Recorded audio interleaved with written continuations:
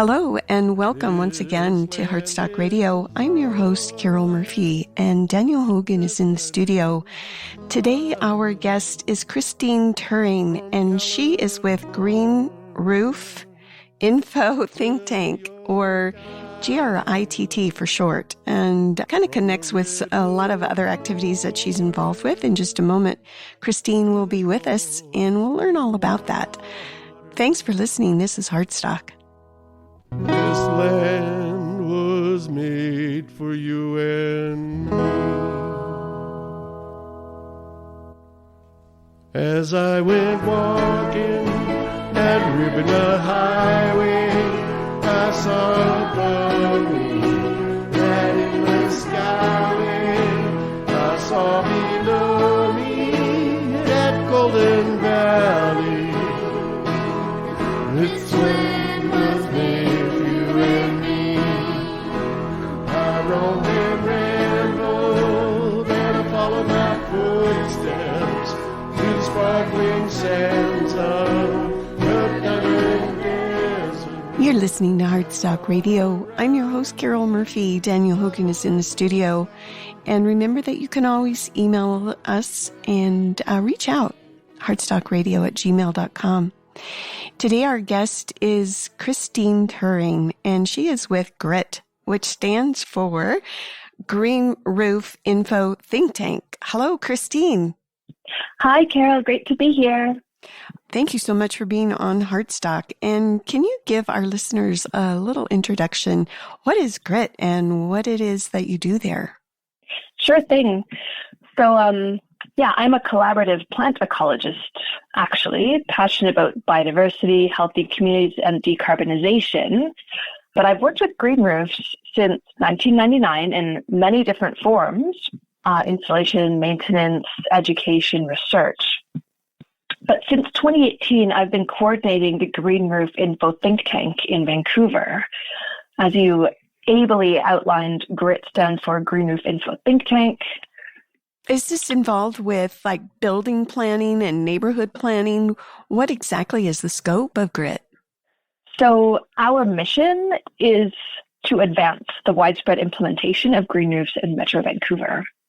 So GRiTT Vancouver is almost like an industry association. We are a network of businesses, nonprofits, researchers, and community members. And the GRiTT was actually inspired by our friends down the Pacific Flyway in Portland, Oregon. So if you do a web search for Green Roof Info Think Tank, the Portland website will come up. Yeah, of course, all things are connected. And so the GRiTT Vancouver was established in a couple of years after the GRiTT in Portland. And is this connected to green and sustainable home building? In a sense, I like to draw people's attention to any futuristic views of healthy cities, any drawings or renderings or examples.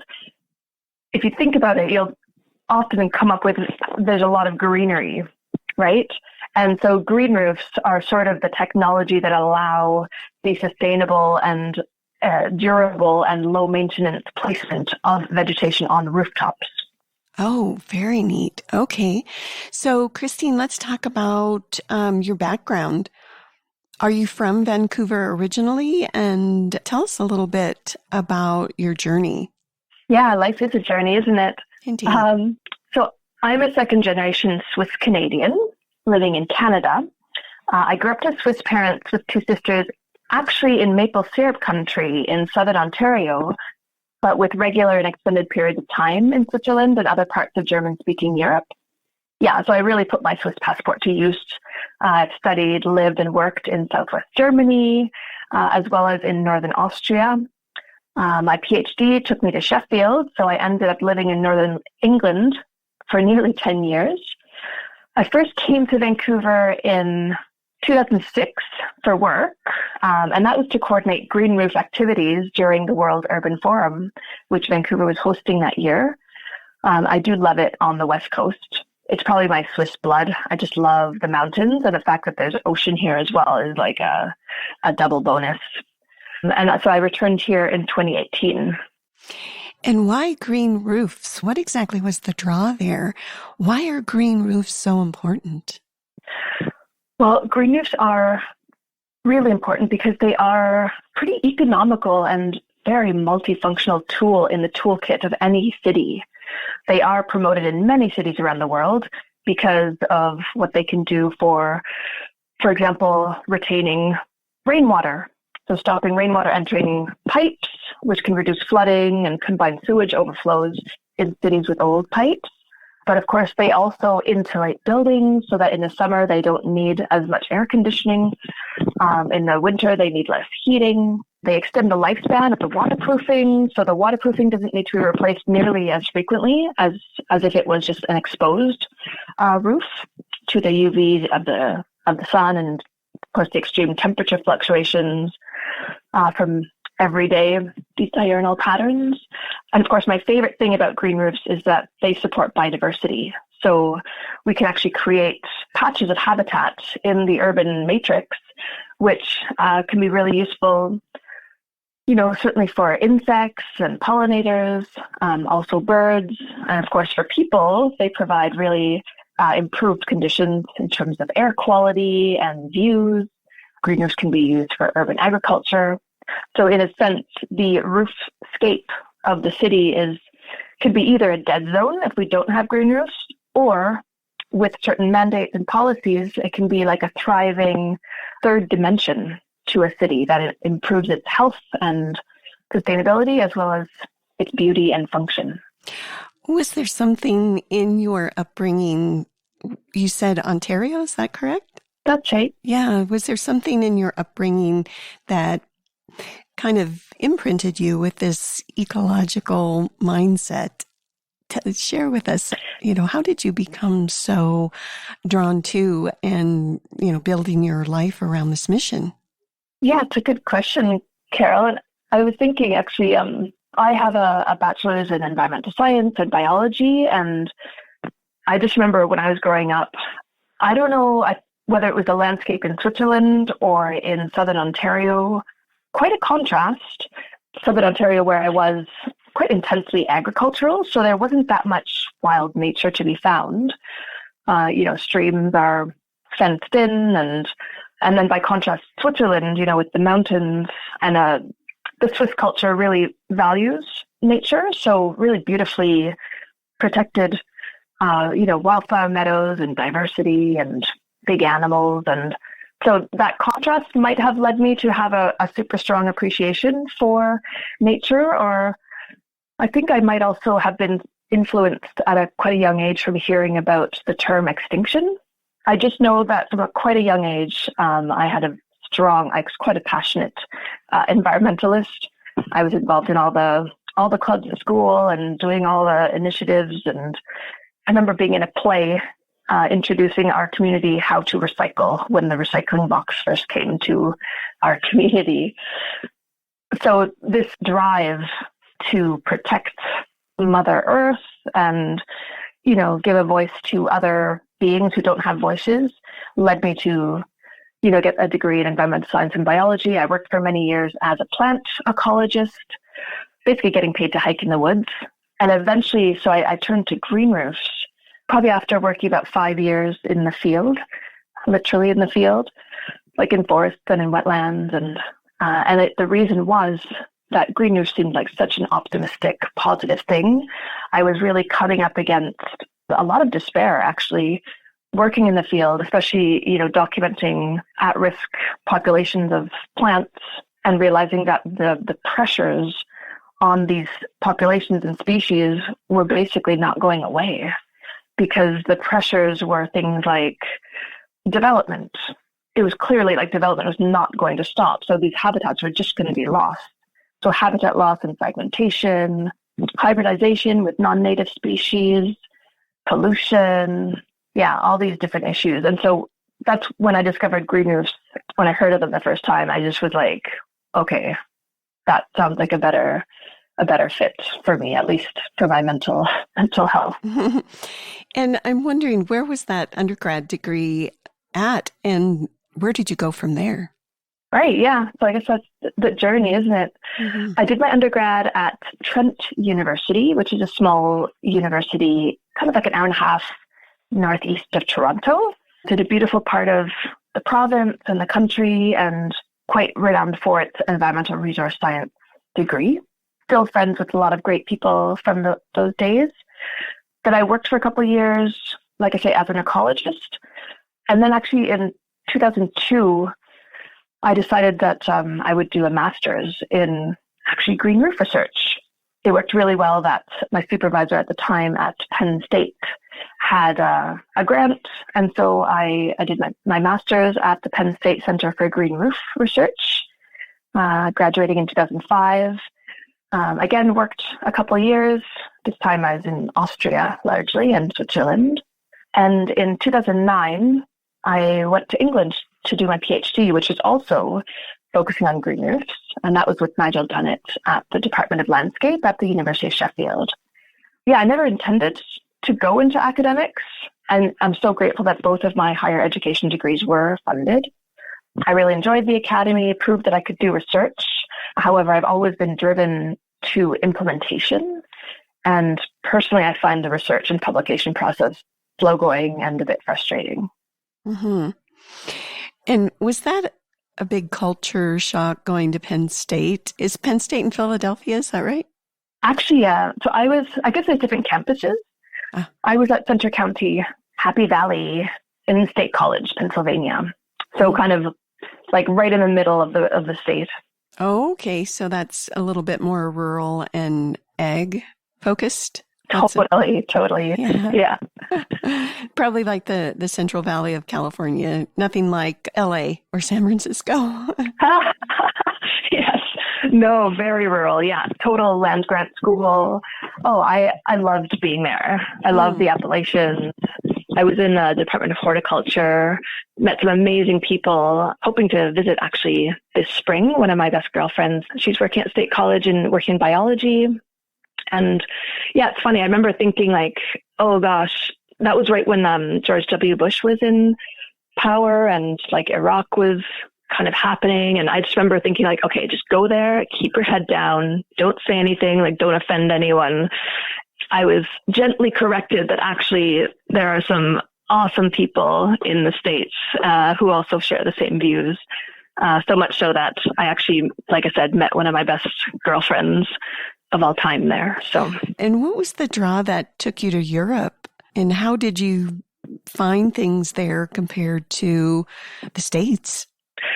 Yeah, right. Well, I guess, like my Swiss Canadian upbringing, like with my family, we used to spend every other summer in Switzerland with our relatives and friends. And sometimes my parents would put us into school there, which was probably good character building, although it was kind of hard at the time as a little person. But I think those years are very formative. And I'm definitely a dual citizen. So I've kind of got like a Swiss side of me that just likes to express itself. And probably because I grew up going to Switzerland so regularly every other year, I love obviously speaking the dialects and just like the culture.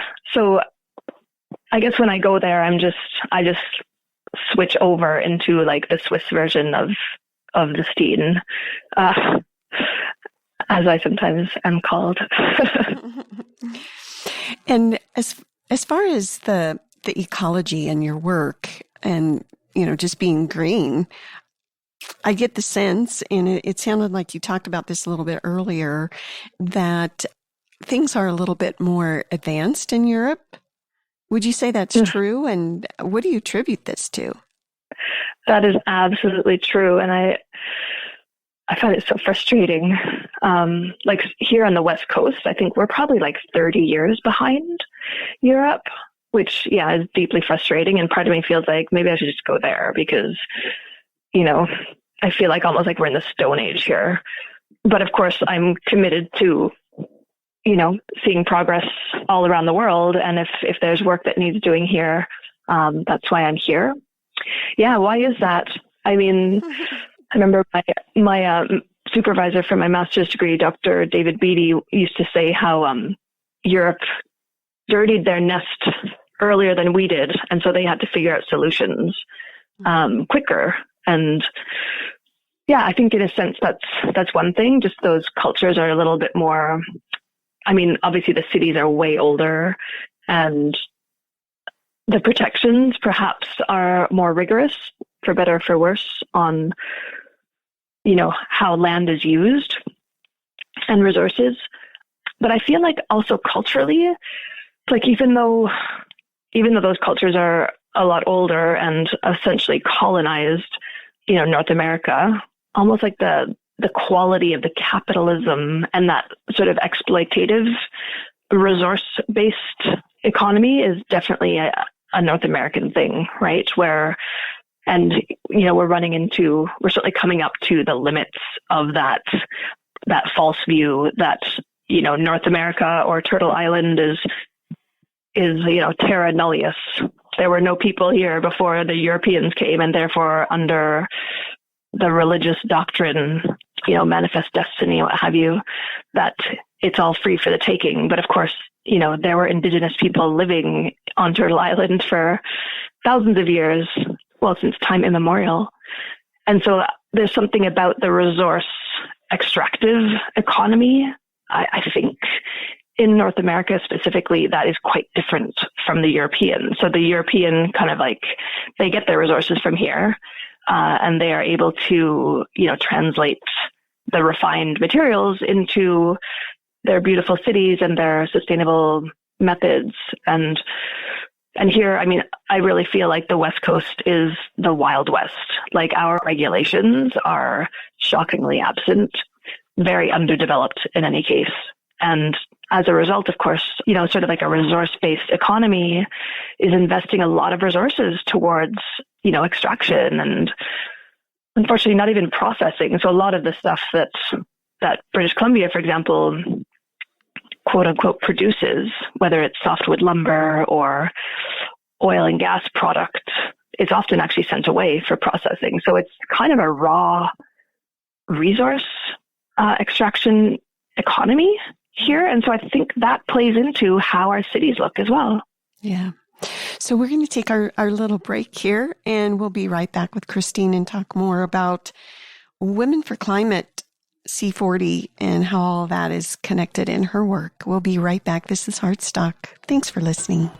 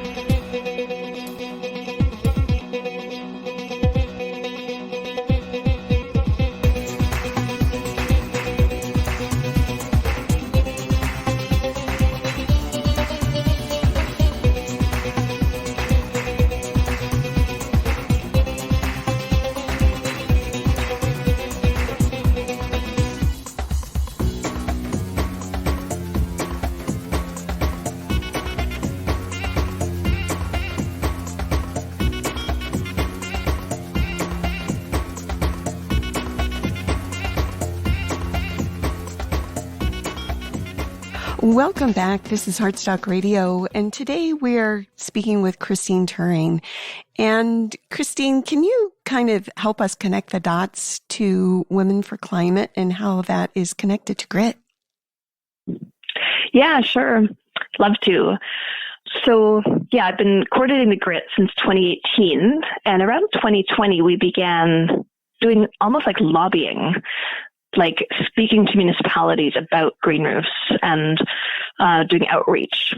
And I've never really done that type of work before. Like advocacy, sure, but like this was almost, it really felt like lobbying. And so in 2022, I applied for the Women for Climate Mentorship Program, and I listed as my project Green Roofs, Cool Cities. And I thought, if I can get some support on advocacy and lobbying, that could be really, really useful. And so I'm delighted to be part of this program. Should I tell you a bit about what Women for Climate is about? Yeah, that would be awesome. Yeah, it's pretty amazing. Women for Climate is a program within the C40 Cities Network.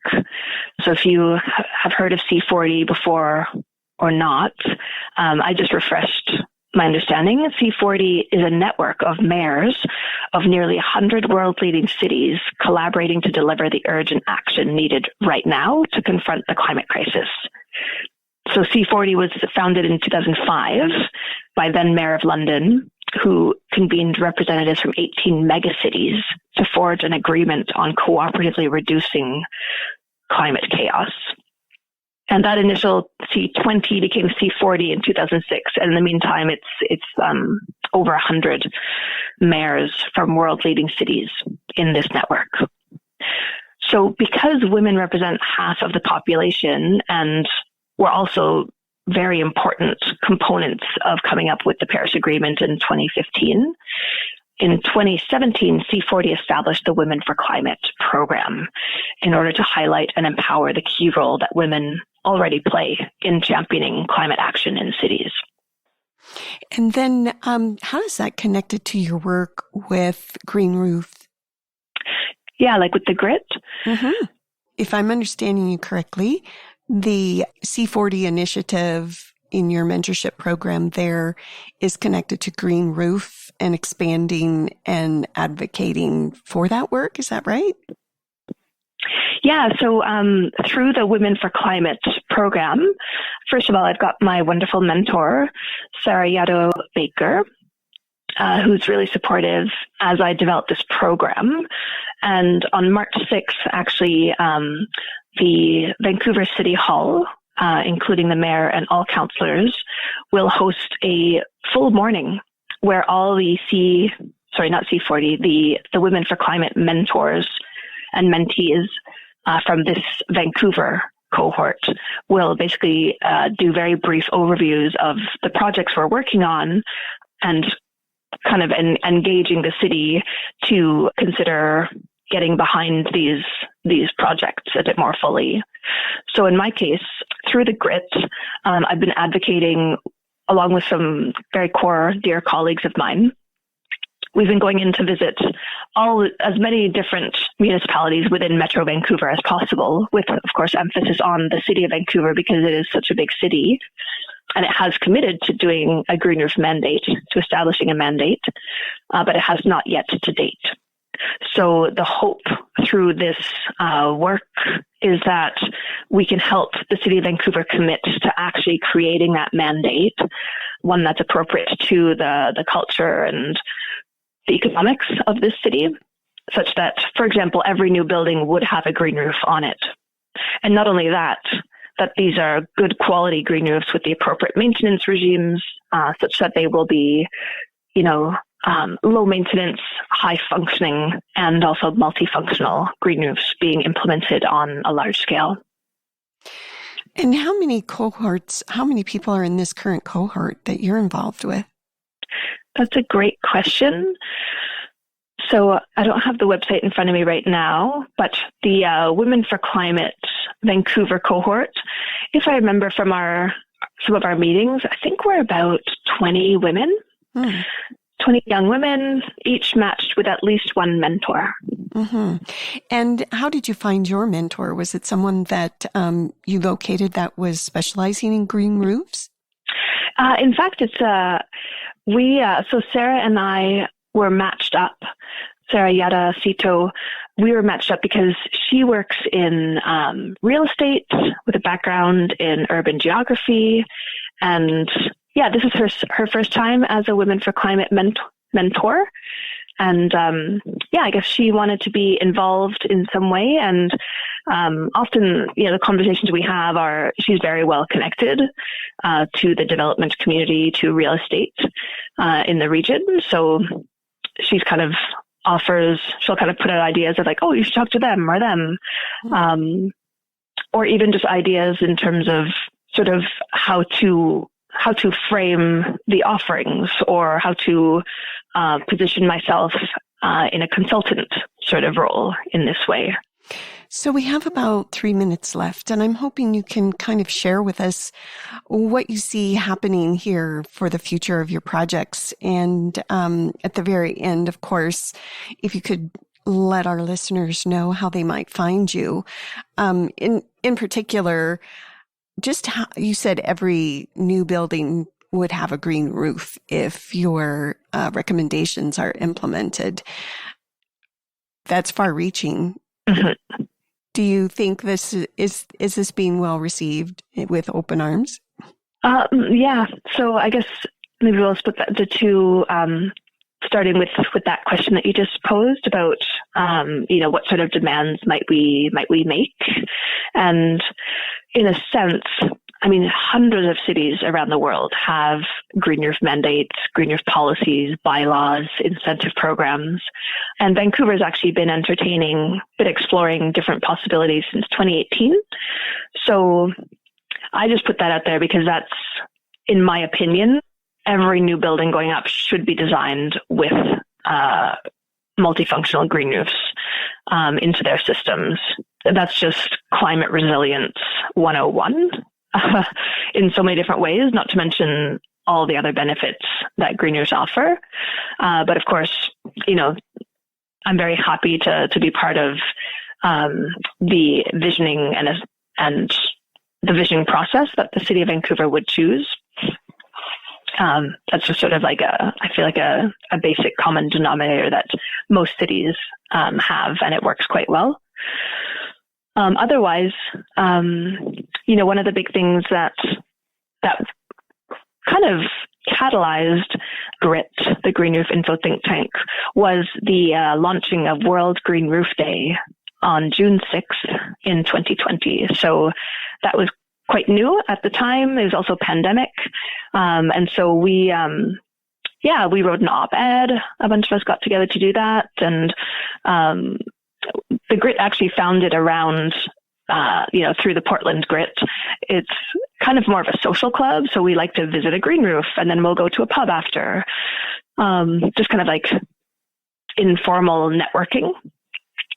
So we definitely want to continue doing that. And World Green Roof Day on June 6th is a great way to do that. Mm-hmm. So with regards to directing people to find out more about what we do, the GRiTT Vancouver doesn't actually have a website at this time. We are talking about registering as a not-for-profit, which the Portland GRiTT has done. And how might folks find you? Well, if you go to worldgreenroofday.com, that's the website, you'll actually see the Vancouver GRiTT on the main page. That's us on the Vancouver Convention Center living roof on an excursion that I organized in 2019. How exciting. Thank you so much for sharing your story here on Heartstock. And amazing work, exciting work. I just love it. And I have more questions. So maybe at some point we can have you back and just delve more deeply into the subject. I think it's wonderful. Thank you so much. Thanks so much, Carol. Mm-hmm. And as usual, we'll see you next week here on Heartstock. Peace. And the dust clouds rolling, the voice was chanting as the fog was lifting. Heartstock Radio is a production of KBMF 102.5 Butte America Radio. Hear our programs every Friday at 5 p.m. Mountain Standard Time via livestream at butteamericaradio.org. And on the sign it said, no trespassing, but on the other side